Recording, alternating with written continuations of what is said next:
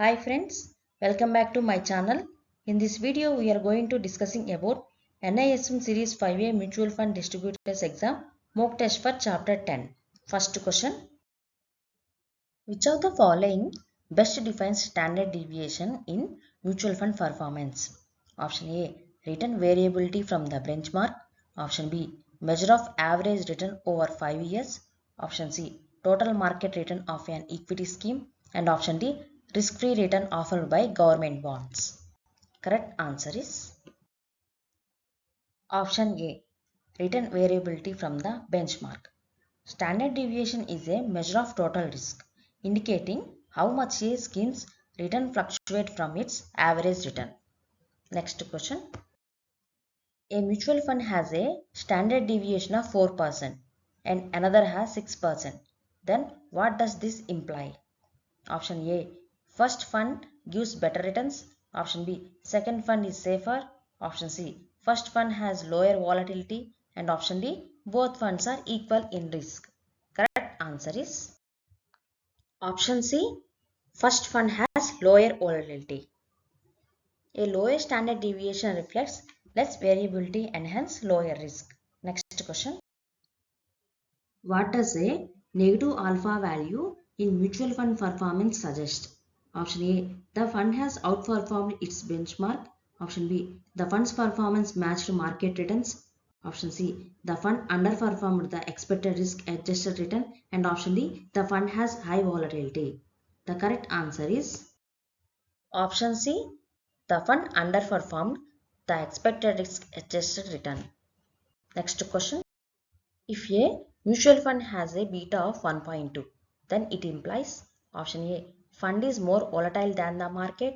Option B. Fund is a debt fund. Option C. Fund offers guaranteed returns. And option D. Fund is less risky than the market. Correct answer is option A. A beta greater than 1 indicates the fund's return are more sensitive to market movements. Next question. Which type of risk is associated with an inability of the issuer to repay the principal or interest? Option A. Credit risk. Option B. Market risk.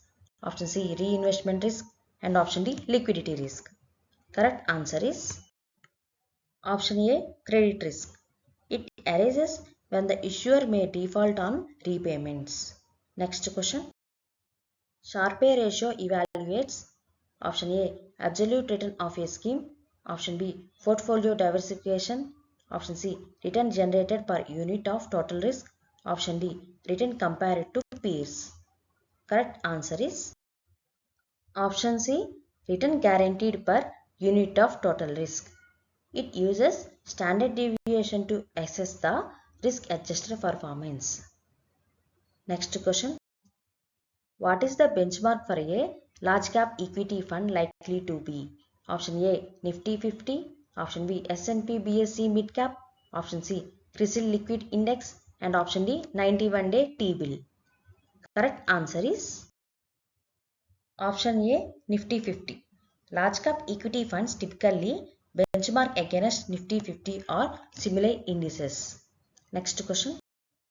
A fund has Sharpe ratio of 1.2 and another 0.8. Which is better and why?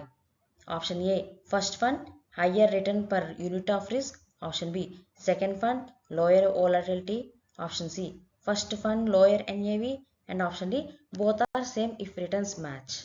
Correct answer is option A. First fund, higher return per unit of risk. Next question. What is liquidity risk in mutual funds? Option A. Market price may crash. Option B. NAV may not reflect real value. Option C. Difficulty in existing investment quickly at fair value. Option D. Lack of transparency in NAV disclosure. Correct answer is option C. Difficulty in exiting investment quickly at fair value. Next question. What does Treynor ratio measure that Sharpe ratio doesn't? Option A. Liquidity premium. Option B. Systematic risk. Option C. Volatility of NAV. And option D. Expense ratio. Correct answer is Option B, systematic risk. Trainer ratio measures return per unit of beta, unlike Sharpe which uses standard deviation. Next question. If an investor prefers low beta and high alpha, they are seeking option A, high volatility and tracking error, option B, low market linked risk with better active management, option C, poor diversification, and option D, only index fund returns. Correct answer is option B, low beta equal to less market volatility, high alpha equal to strong active performance. Next question.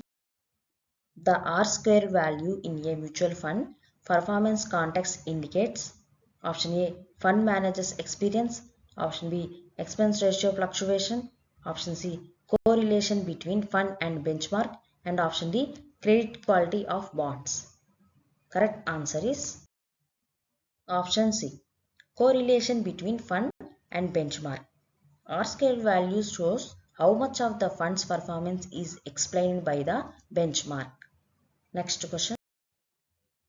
The risk-free return used in performance calculations is generally taken from option A, fixed deposit return, option B, savings account interest, option C, 91-day treasury bill yield, and option D, benchmark index return.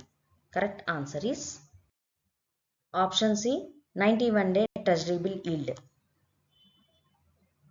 Next question. In a performance chart, the fund line frequently moves above the benchmark line. What does this indicate?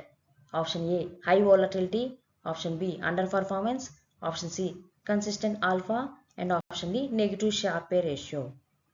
Correct answer is option C, consistent alpha.